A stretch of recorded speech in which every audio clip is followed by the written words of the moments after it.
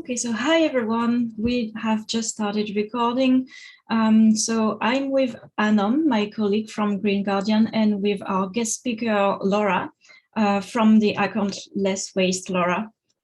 Very popular on Instagram, but she's not only an Instagrammer. She has so many different aspects of her job, and she will explain better than me a little bit later. For the moment, I will just introduce what we do at Green Guardians. So we are based in South Glasgow. We are a charity aiming to bring climate change awareness to our community. And we do this through workshops mainly, with gardening, cooking. We have a swap shop. We have a workshop for upcycling. We have active transport. We just started a walking group, and we also just started a tool library. So that's everything we do to bring awareness to our community about the climate change, the waste, and how we can do step by step. Everyone can do a little thing to change things and have a better planet, better world. So I think I will pass it on to you, Laura, if you want to introduce yourself. Sure, thank you so much for having me, and it's great to have this day to have a bit of a conversation about waste and about sustainability. And also I'm really looking forward to learning about making cleaning products, because I love kind of just learning all the creative ways that we can find solutions to sustainability. But yeah, thank you so much for that kind of brief introduction. But I guess to give a bit more of an overview of some of the things that I've been doing, I have a background in environmental science, and I studied geography at university and then went on to do a master's in environmental management. And it's always been a passion of mine to think about the world. I love all outdoor activities pretty much, hiking and cycling and swimming. And from a very, very early age, I just fell in love with the planet. But one of the things that I realized learning about this stuff at university was you also learn the bad stuff. You learn the kind of harmful ways that we are running our world, the kind of system that we operate with. And particularly when I was at university, I just felt this big weight on my shoulders of, what do I do with all of this information that I'm gathering in my brain? What am I supposed to do with it? How am I supposed to go and work in this field? But also, what do I do as an individual? How do I play my part when it comes to trying to live a bit more sustainably? And actually, in my final year of university, that's when we had Blue Planet.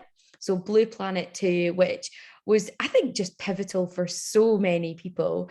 Everyone seemed to watch it and just really get that moment where the light bulb turned on, and we kind of we saw in HD and 4K and all the kind of on our TV screens about it.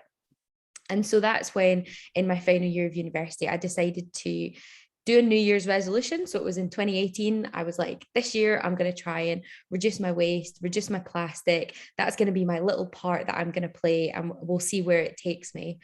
And of course, that was 4 years ago now, or something crazy like that. And as I started this journey, I was very, trying to find different swaps for plastic items. I was trying to learn more about the impacts, taking what I'd learned at university and also trying to apply it to my everyday life. And as I started to do this, I had lots of people around me saying, what was that product that you were using? What was that thing you were trying? Where was that shop that you found all these items in? And I realized other people were interested in knowing how I was getting along, and were interested in some of the things I was learning. And so that's why I started the page online called Less Waste Laura. And it was very much, if you're ever bored enough to scroll all the way back to the beginning, it very much just began as a catalogue of, here's the product I'm using, this is where I got it from, this is, I like it because of this, I don't like it because of this, or trying to give people advice. And slowly over time, it grew. And it grew into this great little community of people all trying to play their part, but also not just talking about the kind of swaps that we can make, but also talking about campaigns, different things that were happening, raising awareness for different environmental issues. And so now, although my name is still Less Waste Laura online, I do talk about, climate, fashion, food, travel, campaigns, and of course, talking about waste as well. And that's been really fun. But I guess just to give you a picture of what I'm up to kind of present day. So it very much began as that. Right now I split my time, so I do a few different things. So one of the things I do is I work for a charity called Tier Fund, and my most recent big piece of work with them was being at COP26, the United Nations Climate Summit here in Glasgow. So I'm sure we'll chat more about my experience there, but that was the kind of big recent thing I did, was going there to talk about climate and the impact of climate kind of abroad, people who are living really on the front line of climate change, and had loads of great experiences there, and I'm happy to kind of chat more about that. But I also work for another charity just one day a week called Bin Twinning, which is one of my favorite things because it has the word bin in it. And I'm like, I love working for a charity with the word bin. But we try and share and raise awareness about different sustainable grassroots organizations around the world who are doing stuff to do with waste, recycling, plastics, particularly in countries that don't have formal waste management. And so that's just great seeing the kind of creativity that comes out of that. But then with the rest of my time, I try and do cool things like this, have conversations with, organizations like Green Guardians, go into schools, talk to different community groups. And also I do a lot of stuff in the media. And that's been one of the kind of newest things that I've been tackling this year, or last year, I should say, because we're now in 2022. And that's been really fun, because one of the gaps that I've seen is, as somebody who studied environmental science, there is so much amazing stuff in that community.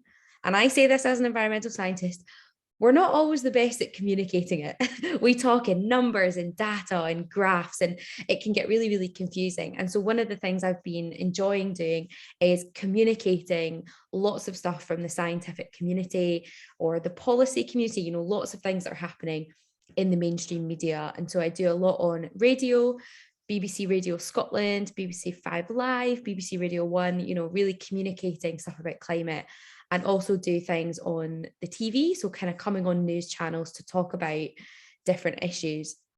There was a great kind of report that was given out by the UK Climate Change Committee, and it was looking at like Scotland's response to climate change, and it was a couple of weeks ago, and it was great because I had the opportunity to come on to talk about that, to dissect it, and take what was a great report but a very long and chewy and boring report, but actually communicate it in a way that people can understand. So that's a lot of what I do just now. It's about thinking about what are some of the issues that we are grappling with, and how can we communicate it out and bring people along. And so that's a little kind of snapshot of the things that I do. But it's been a long time that I've been working and kind of existing in this environmental space, and it's looked very different at different points, but I enjoy just taking it as it comes and doing things that are a little bit different. Thank you very much for that. But it's just, you are so busy with everything. And as you said, I think we really need more people like you who are good at communicating and making it easy to understand, because sometimes we forget, because we are on the scientific side and we have the numbers and we understand it and we know there's something to do, but it's like, I don't know if you've seen this movie on Netflix, Don't Look Up, and it just shows exactly how scientists are not able to communicate, and then that's the issue. So thanks to people like you who can make it easy to understand and entertain us on social media, and then I think the message is understood much better. So thanks for your introduction. Just a quick word, we will go straight with your presentation. I think you have a little video to show us, discussion, and we will make the DIY products after this. So that will be toward the end of the workshop. So first we will more listen to you, what you have to say about climate change, waste, and so on. Have a little discussion all together if you want to join in. If you don't, we totally understand, because it's recorded and it will be on YouTube. It's because I'm the host with Anom and Laura, otherwise I would not like to be on YouTube. It's difficult for me, but let's do it. Just if you have questions, you want to interact, pop in the chat. that's we won't see your face or hear your voice. If you want to interact with us, that would be probably the best thing to do. And yeah, we will do the DIY products toward the end of the workshop. So Laura, if you want to start with your presentation, and Yeah. Well, one of the things that I'm actually going to do is share a TED talk that I did with you in 2019. And mostly because it was one of the times I feel I communicated best kind of what I wanted to say, but also because it's got a real visual thing at the end, which I'd love people to have a look at. And when you see the visual thing at the end, you'll realize why it's really hard for me to replicate it. A spoiler is I'll never replicate it again. It was so much hard work. But I thought I'd just share this video because it's just a good kind of reflection of something I spoke about. It was in 2019 in Glasgow, but then I'll just have a bit of a chat and we'll have some good Q&A. But I always like to bring it into spaces to just kind of show it off. But yes, so...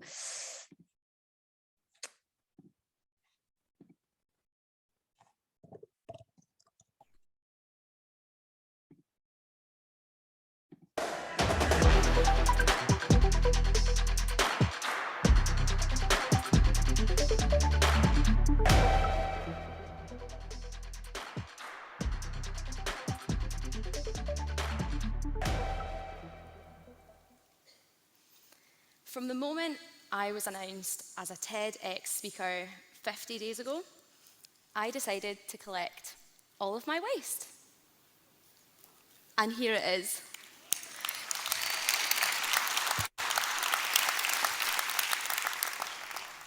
I am trying to live zero waste. What does that mean? Well, that means I actively try to reduce the amount of waste I produce, particularly that which can't be reduced, reused, recycled, or repurposed. While we're waiting for governments to make the big changes and companies to create innovation, there is so much we, as an individual, can do. Many of you will have seen Blue Planet and know the crisis our world is in with plastic pollution. You might be sitting there thinking, what difference can we actually make? Won't it be insignificant?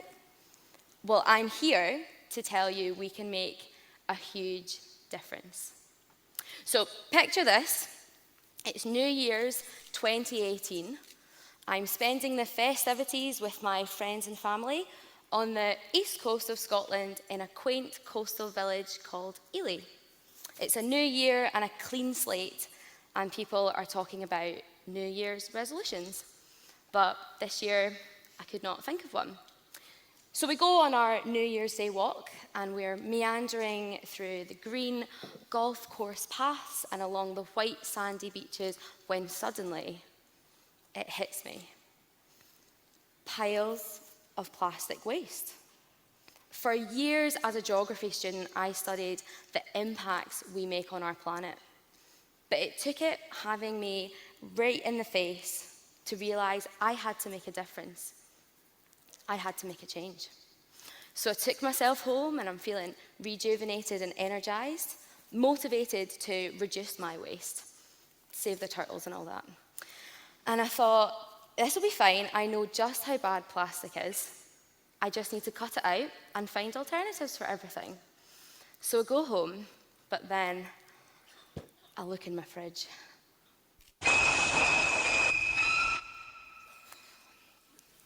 I pull open a cupboard. And then the worst one, I peered into my bathroom.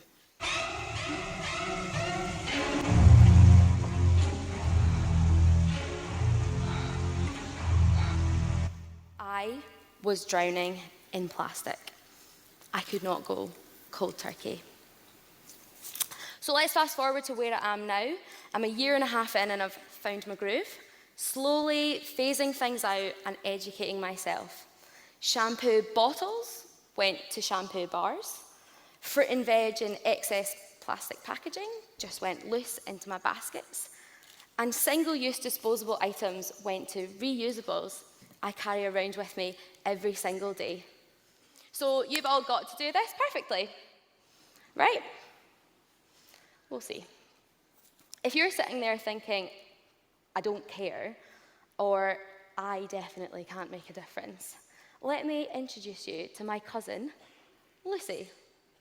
She's the total opposite to me in every way, a glam hairdresser from Dundee, and recycling and the environment were far from her everyday thoughts. Even with her little cousin banging on about it, she didn't seem to make a change. That was until one day, driving 5 minutes to the gym, she pulled into her local supermarket to buy a bottle of water, like she did every time. But this time, something was stopping her. So she walked to the next aisle, picked up a reusable bottle, took it to the gym, and filled it up at the tap. Magic. Something clicked for her. She made the connection between her actions and our world. Living environmentally is infectious. So I want to tell you 3 facts about recycling, which will explain just how important living with less waste really is. Number 1, the science. Did you know most things can't be recycled, but are actually downcycled? When the material goes in, it's shredded and melted and comes out weaker than before. Glass and metal can reform quite strong, but plastic and paper are literally torn to shreds. Recycling is just prolonging the inevitable that these things are going to end up in landfill. And number 2, us humans. It is so easy to contaminate our recycling, whether that means not washing out something properly or putting the wrong thing in the wrong bin. As soon as a load is contaminated, it's not worth the time, effort, or money to sort it out. You might realise that some councils recycle everything, but yours maybe only takes plastic bottles. The recycling process is so complicated, and some facilities are just more advanced than others. It feels like you need a PhD in recycling just to get it right. Just one person making a mistake can send a whole street's worth of recycling straight to landfill. And the 3rd fact is about politics.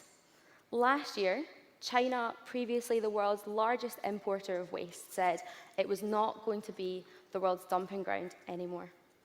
And rightly so.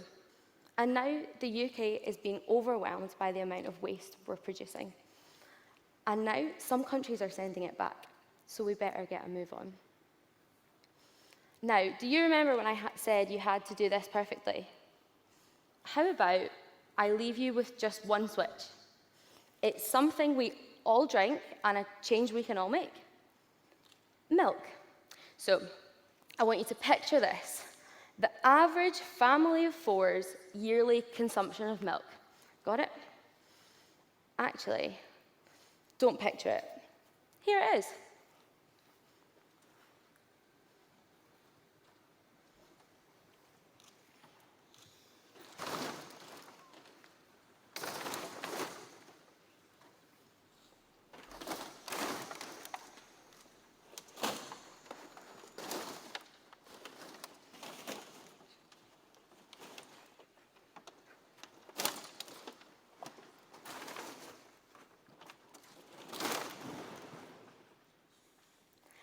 So, what if this family, or you, was to switch from milk in plastic bottles back to the way it used to be?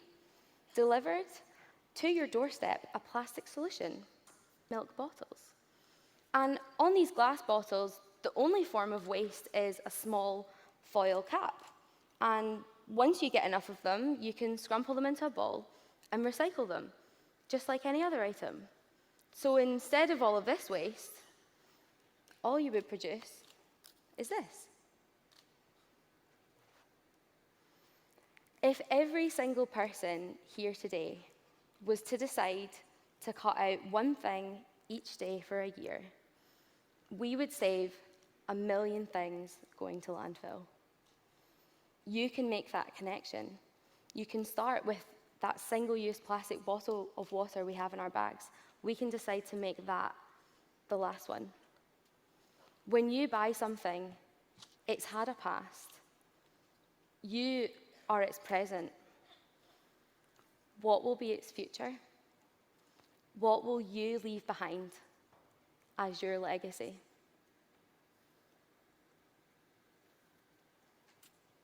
Thank you.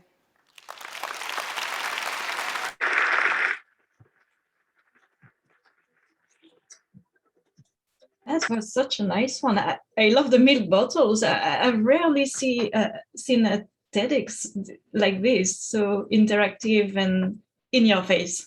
Yeah, well, I always like to show that, because sometimes when we talk about plastic and waste, we can often get lost thinking about what it really looks like. And when I applied to do a TED talk, you have to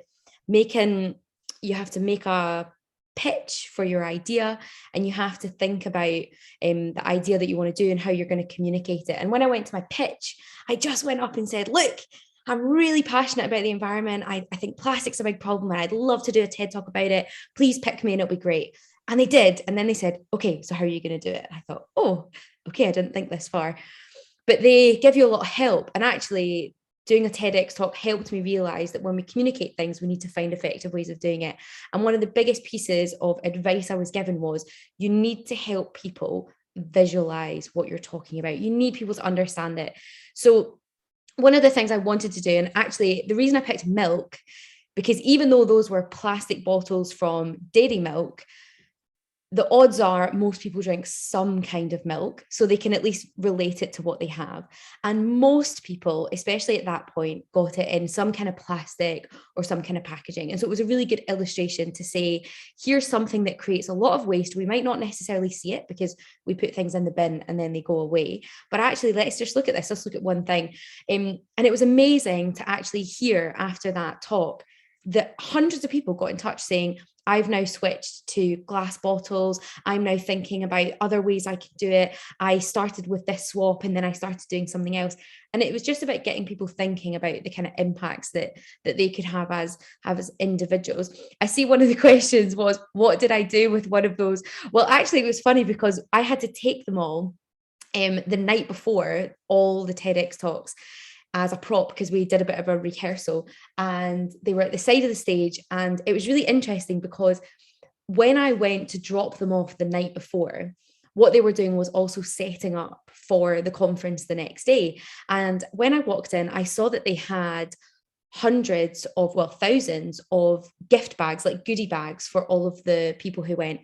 Now, goodie bags are one of my pet peeves because you just don't need the stuff that's in there. And one of the things I did was I actually took a little peek when I walked past to look at what was inside these goodie bags. And one of the things they were giving to every single person who came along was a single-use plastic bottle full of water. And I thought, I'm literally doing one of the talks and it's about plastic. How annoying is that? But I guess one of the things I did, maybe it was to be a little bit difficult and to kind of teach them a lesson, was at the end of the conference, I actually said, great, thank you so much. I'm away. I've left the plastic bottles there so you can take them all to the recycling. And I made the conference team go and recycle them all as a bit of a punishment, maybe, for putting in those plastic bottles of water. But, actually, I think that was like a really good exercise. But that was a couple of years ago. Would I do the talk in the exact same way? Maybe not. Maybe I would include different statistics, but I think it's still a really good way to kind of illustrate what we're talking about. But I guess one of the things I just want to touch on just for a minute or so before we have a bit of a conversation, and then you go on to doing your workshop for cleaning products, is actually also just talk about how waste interacts with climate, because so often we think of waste as one issue and climate change as another, and we don't often bring them together, but actually they are really interlinked. Kind of on a basic level, getting rid of our waste, so whether that is through even recycling, which creates some emissions, but recycling, landfill, incineration, all of that kind of stuff, just getting rid of waste globally produces about 5% of global emissions. Obviously, that number can be a wee bit lower or a wee bit higher because in different places we get rid of waste in different ways. But about 5% of our emissions globally are to do with just getting rid of all of the waste that we produce. And so tackling it is a really good way to be fighting climate change, but not just because getting rid of our waste has an impact on carbon emissions and on climate change, but also because we are so used to having a disposable world. So much of what we buy, we just use once and then throw it away. And what's also behind all of that is all of the emissions that go into making things that we use once and then throw away. So if you take a piece of plastic packaging or whatever else it might be and you throw it away, there's carbon emissions that have been sent out by doing that disposal. But it was also only made a couple of weeks ago, and all of those emissions are part of that. And there was a really shocking statistic that I learned, and it was a Channel 4 documentary from last year that kind of exposed a little bit more about our waste. And it's because one of the things that's on the increase here in the UK is incineration as a type of waste disposal. And some people would argue that incinerating waste at least gives it another use, which is when you burn it, it can be turned into energy, which could then be used to heat water, heat homes. You can see how it could be turned into power. And sometimes this is even classed as recycling because you're taking waste and recycling it into energy. Now, I don't think that's a good thing, and I think it's a bit of a greenwash. However, one of the interesting statistics was last year. Oh no, because we're now in 2022. So 2020, 2020 in the UK, we produced more carbon emissions from burning waste than burning coal. So we often think about coal and fossil fuels as, the big dirty energies, but actually, because we are now incinerating and burning so much waste, we are producing more and more carbon emissions. And one of the reasons that the carbon emissions are so high is because the vast majority of the things that we are putting into our bin, sending off to be incinerated, is things that are made from plastic. And plastic, of course, is made from oil, it's made from fossil fuels. So really, it's just like burning any other type of fuel. So the reason I'm so passionate about producing less waste is because it has this not only an impact on stopping sending so much into our landfills or incineration, but also because it's stopping so much stuff needing to be produced. So like a great example, we were chatting about this just before we started the recording, but for example, at the COP26 conference in Glasgow, there was 25,000 people using this big conference centre in Glasgow, and that's a lot of people, and they were there all day. And what do people need? Coffee. And what's one of the biggest things that produces waste, particularly convenience on the go? It's things like disposable coffee cups. And so coming into COP26, it was going to be really interesting for me to see how they navigated this issue. But they implemented something that was really interesting, which was something called a return scheme. Sometimes people call it a deposit return scheme, but this one was just a return scheme. And it's the idea that when you go up, and in this case, it was to buy teas or coffees or hot chocolates, whatever your hot drink of choice was, instead of getting a disposable coffee cup, a paper cup that you throw away, actually you were given a hard plastic durable cup, but that cup was able to be washed, to be put back into the cafes, and to be reused time and time again. And at the COP26 COP service, they had these blue plastic ones with a white lid, and it was great because every single person drinking a coffee or a tea or a hot chocolate inside that conference was using one of these cups. And when you think about 25,000 people a day probably drinking 1 or 2 coffees a day, you can see how much waste would have been saved just by implementing that kind of scheme. And one of the good things about thinking about reducing waste is about finding solutions like that and working out how we can implement them in more places. And so it's not just places like COP26 that have tried that. There have been some sports grounds, some concerts, kind of music venues that have been trying them for not just tea and coffee, but for beer or for drinks that are kind of sold. And so it's been great to see that. So I just wanted to give that kind of overview, but I think we've got time for you to do your workshop. But I thought we would maybe just have like 5 minutes worth of conversation, see if there's anything that can be pulled out. But I will say you can find me online at WasteLessLaura. So anyone who's watching this back who has a burning question can just reach out and let me know what their question is. I'm always happy to help. Yes, thank you, Laura. I just see Zelda, you joined. We've been talking about the waste. Laura showed us a little video of a TED talk she did before. Just to let you know, it will be available online, the recording. So if you want to catch up the beginning, for the moment, if anyone has a question, we can have a little conversation. And just after that, we will make our DIY cleaning products. So if anyone has a question, pop it in the chat, or if you don't mind being on record, you can just unmute yourself and ask your question. I think I will probably go first to open. Just on what you said, it's true that the past maybe 2 decades, we've been all told to recycle, put your plastic in the plastic bin. But I think now we have to switch to not putting anything in the bin. But we need the help of governments as well, because today, if you go to the supermarket, it's difficult to find anything without plastic. And sometimes it's more expensive. I think that's a really good point. And that's probably been one of the most frustrating things, is seeing the messaging changing. You know, I grew up, and probably lots of us grew up with recycling. So being taught this is what we do.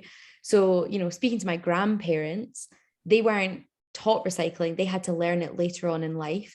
And so they were like, well, we've already learned a new thing that we've thought we had to do. And now we're being told that's not the right thing. And so what are we to do? And I think that's where less waste comes in, because actually that's where we know the benefits are, because we know that we're not producing things that are only going to be used once. And then we're also not throwing them away as often. But I think there's two things that I guess policy wise, you know, in Scotland and in the UK that are coming that I'm really looking forward to. The first one is this return scheme that the Scottish government are wanting to do for different recyclable materials. And if anyone remembers this when you were younger, you know, you used to buy a glass bottle of fizzy pop and you would take it back to the shop and get 20 pence. And it was, you know, something that used to be a thing, and now we don't do it anymore. And so it's going back. Often the sustainable options are the ones we used to do. And so it's going backwards. And so that's one of the things that the Scottish government, particularly this kind of circular economy idea, trying to keep things and encourage more people to do it. That's one thing that they're really pushing forward. The problem is, unfortunately, it has been delayed time and time again, and it's just taking a really long time to come out. But that is something that I'm positive that is, you know, on the horizon, and will hopefully bring a bit of a solution to helping bring up the recycling rates, reduce litter, and encourage people to do that. But of course, we need to be having a conversation about producing less waste as well. And I think it was last year, it was in 2020, there was a consultation about single-use plastics in Scotland. And, you know, we kind of pinpointed lots of single-use, particularly single-use things like polystyrene, you know, kind of food containers that we really wanted to get tackling. And so that consultation went through, and we're now kind of looking forward to when these things bans will be put in place, and we just need to make sure that the alternatives are better. But it's interesting because now the UK government actually has the same consultation, which is out now. So if anyone wants to do, I like to call it boring activism, very important, but answering consultations is not necessarily that fun. But, you know, even right now, the UK government has a single-use plastics consultation out. A quick search online for UK government single-use plastics consultation will bring it up. And it's great to see these things on the horizon, but of course, you know, they move really slowly. And so I think that's always why it's about, as an individual, thinking, how can I swap what I do to meet the needs, and, you know, find shops that will support what we want to do and do that. So yeah. Yeah, that's good. And I think we hear it a lot, but write to your MP and tell him about it. And coming back to the deposit scheme, I think it's very successful in Germany. I've seen it. And actually what people do is that for every glass bottle you buy, or I think even the beer bottle, the metal bottle, you pay a little bit more. And if you bring it back, you will have your money back. And what people do is that they leave them somewhere in the street for the homeless people to go and bring back. And so the money goes to the homeless people. So it's not a government scheme, it's just people decided to do like this. So it's twice as much as benefits. Yeah. And yeah, I really hope it will arrive one day here, because on a lot of aspects, UK is a bit late about waste management and recycling and plastic around fruits and veg, for example. Yeah. I was shocked to see this when I arrived in UK, because back in France, nothing is around plastic. So yeah. Any other questions, or should we move to the DIY products? Yeah, we don't have any questions, but I think we can Okay. just move to our DIY things. Yeah. So if there's any question, just pop in the chat and we will answer them as they arrive. Do you want to start, Anam, or I start? I'll start. Go for it. It was so interesting hearing from both of you. I always love learning things from Lauren. This recycling and all this journey is very new for me. And see, because I'm from Pakistan, I have always seen recycling there. Like we were talking about milk thing, there'll be a man coming to our door, we take our utensils, he fill up, and that's how we use milk there. So there's no plastic bottles in Pakistan for milk. And like you said about these fizzy drink, so whenever we use a fizzy drink glass bottle, we leave them somewhere and they all get collected from there. Our house, like I've seen a lot of recycling there, but in a very different way. Like all our leftover food and things we put it somewhere, people come collect it, then they sell it actually for a very small price, but that price makes big difference for those people and they can buy things for themselves. So I've seen all this, like we never had to see any plastic food, like fruit or vegetable wrapped in plastic. So when I came to UK, everything looked beautiful.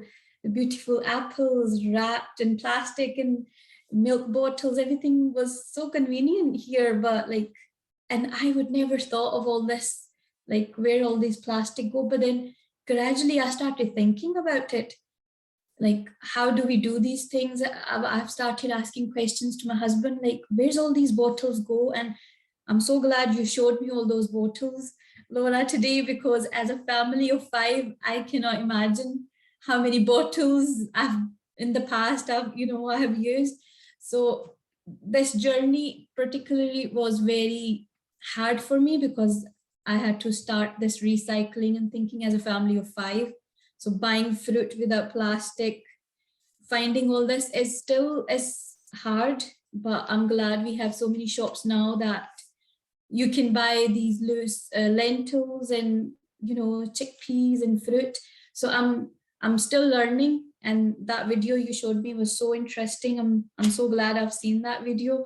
So one plastic one thing that I feel that gets used too much in my house, or used to, was air fresheners, this plastic cleaning products, because I was kind of obsessed with these things, trying different brands and things. So I had to think of any other options, how we can, make our house smell nice without using a plastic bottle of air freshener, things like that. So when me and Lauren was discussing, we came across so many ideas and recipes and DIY stuff. So there's one that I'm going to talk about is homemade air freshener. So for that, we need 2-3 oranges, lemon slices, lime you can use as well, handful of fresh herbs such as basil, rosemary, or lavender, whatever you prefer. 2 to 4 cinnamon sticks and a spoonful of whole cloves, and you can just boil it on high heat first, and then you can just put the heat down and just let it simmer. And more it simmer, more it gets infused with all the smell and aromas. And what you can, I tried that, and what I can do is you can do as you just take that pan when it's a bit not too hot boiling, but cools down a wee bit. I go in my rooms and the aroma goes in your room. So without having to spray your rooms with different, chemicals, and you can have nice smell and aroma in your house, especially after you're done with your cooking. Curries can be a bit smelly sometimes. So that's when this thing comes very handy, and it just leaves your kitchen, your living room, with a nice gentle fragrance without use of any plastic, without buying these air fresheners full of chemicals. And these lemon, orange juice, you can use the peelings. We always find them, just that goes in our brown beans. We always, find them usually in our home handy, that we can just quickly use any herb that you feel like it's going to go waste in a couple of days, or you didn't manage to use it. It's a good thing to use those herbs and your lemon, orange slices, and a little bit of, boiling. And you can always keep that in a jar, and every time you feel like you need to use it again, you can just heat it up and do the same process again. And it's quite handy, and at the end of the day, you will feel better that you've not used a plastic bottle for it, and you've created something that, you would never thought of using. And that will probably just go waste and go in your brown bin. Thank you, Anam.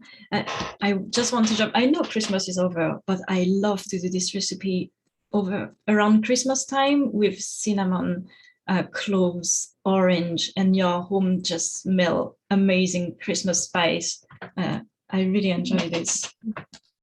So I know we are tight on time, so I will get with my recipes. Hopefully I won't spill anything because I have all my bits and pieces here. So let's get started. I will start with the all-purpose cleaner. So you always have fancy things and colorful bottles in your shops, but actually cleaner is very simple to make. And most of us have these staples in our cupboard. So what you need, just white vinegar, with which we will have 1 part white vinegar, 1 part water, and we will add rosemary and lemon. You let this infuse for 1 week, and then you can spray this on everything, your counter, just the same way you would use a cleaner, a normal all-purpose cleaner. So I have a bottle here, glass bottle. So you can spray as well. Let's do it. I have a funnel. I don't want to spill anything. My water is already ready, so let's do it. So 1 part water, 1 part vinegar, and then you can pop your lemon and rosemary in the bottle. The lemon and the rosemary, they will cancel a bit the smell of the white vinegar. I know white vinegar smell can just put people off. I really hate the smell of white vinegar. But with this, that will be much better. I'm just popping my rosemary in the bottle. Is this the vinegar, just a regular vinegar? Did we have a question from Zelda? Is this cleaning vinegar versus regular vinegar? Just white vinegar, normal one. I found it with the other oil and vinegar. That's the one you can use on your fries, for example. Mm-hmm. And now I'm popping the lemon. As Anam said, today I just cut a lemon, a full lemon. But if you use your lemon for anything else, you press your lemon, just use the lemon rinse because it will still be useful. Don't put it straight in your compost. Just admitting someone on the group. Yeah, just use your leftover lemons. So it will have a second life. It's repurposed. And that will work just as well. And you will see after 1 week of waiting in this bottle, it will smell delicious. And you will be able to just clean any surface you would clean with an all-purpose cleaner. So there. Let's see if it's closed nicely. Yeah.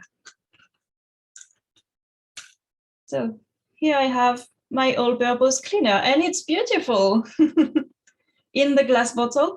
I have a glass bottle, but really just reuse any plastic bottle you have. You just finished your plastic cleaner, keep the bottle, wash it well, and it will be repurposed. And what I always do as well, I have my little label ready here. I put a drop of milk at the back of the label, and it sticks perfectly on the bottle. And I have my label. It's important to do this. You write what it is, the date you made it, and also your ingredients, because if there's any allergy or anything, at least you have all your ingredients, the date it has been made, and done. I have my all-purpose cleaner. And as a little bonus, I have another product. In UK, people love carpets. I don't know why, it was new to me as well, but there's carpet everywhere. And what I used to buy is the shake and vac. I don't know if you guys use this because it smells nice and it's good to absorb any filth. And what I found, instead of buying this chemical in plastic bottle, what it is bicarbonate of soda.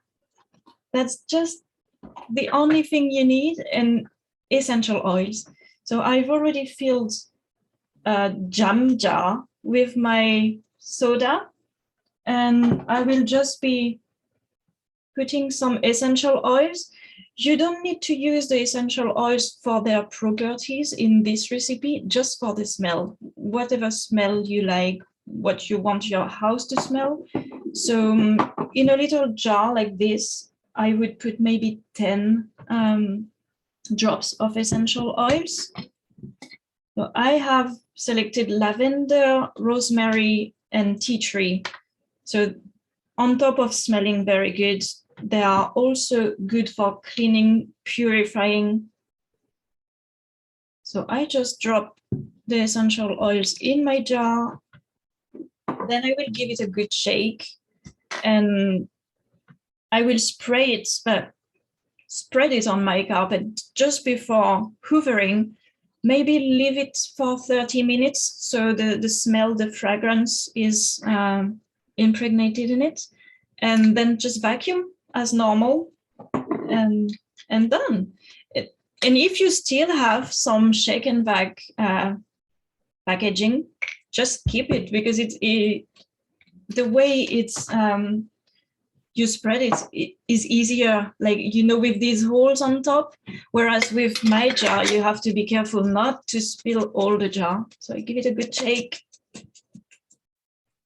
and then my carpet deodorizer, and it smells, oh, I love it, delish. So I just use lavender, tea tree, and rosemary, but really you use any essential oil you have, and you can find them in Holland & Barrett or pretty much all that kind of shops. And as my cleaner, I have my little label, a drop of milk at the back. And there you go. So that's all for me today for the cleaning product. Really, with Anam, when we researched for this workshop, we found tons of recipes. We kept the very easy one as a start, because, as Laura said, it's difficult to get into this journey of switching what we are doing, switching to removing the plastic and switching to better alternatives. So we wanted to start very easy with products that don't need weird ingredient lists, because I've seen this, some of them you need things that you have to order online. At least with these ingredients, you can find them in your local supermarkets or zero waste shop, or they are likely already in your cupboards. So that's a good start. So yeah, that's all for me for the cleaning products. I don't know if anyone wants to add something or a question, or just let us know.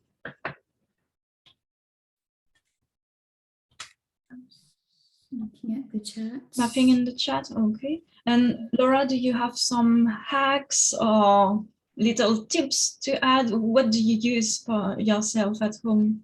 Yeah, I mean, I think I've got two good tips that helped me just right at the beginning, and they're quite general tips, but they help when thinking about cleaning products or your bathroom or your kitchen, whatever. The first thing was, don't feel overwhelmed to think you've got to change everything at once.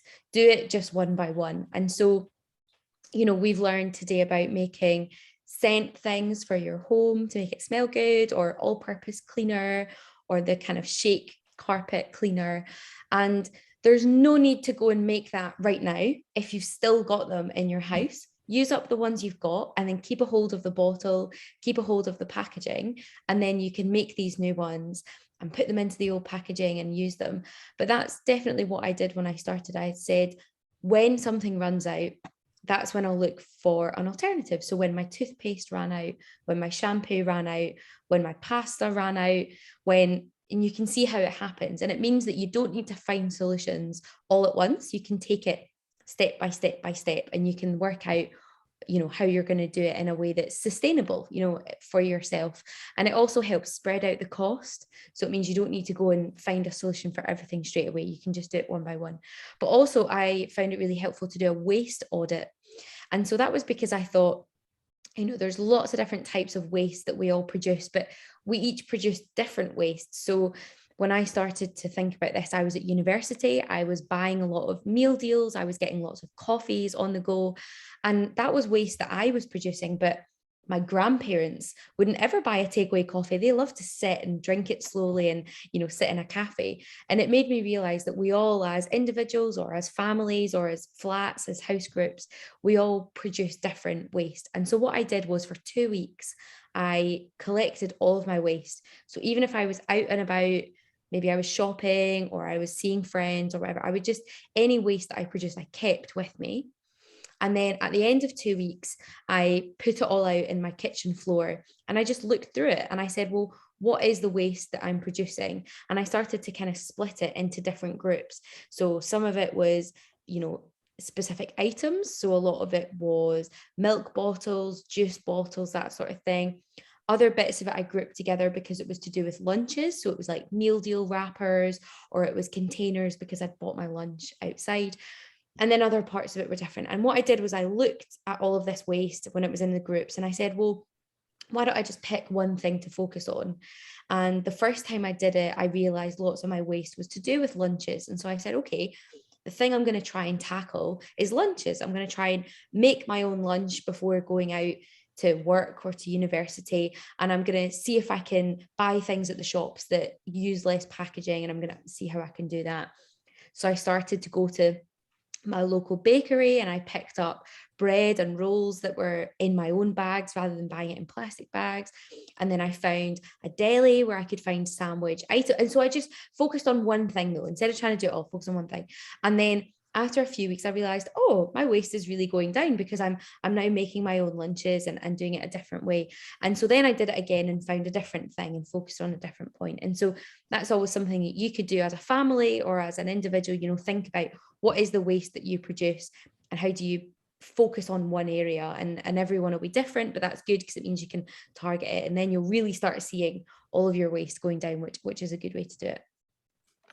Yeah, and the important is also baby steps. Like, yeah, you will never be perfect, and we don't need people to be perfect on this. Just start baby step, little steps at a time, and don't try to do it all at once because it will be too overwhelming and difficult. So definitely. We have a question from Caroline. And she's asking, how do we get away from using plastic, etc.?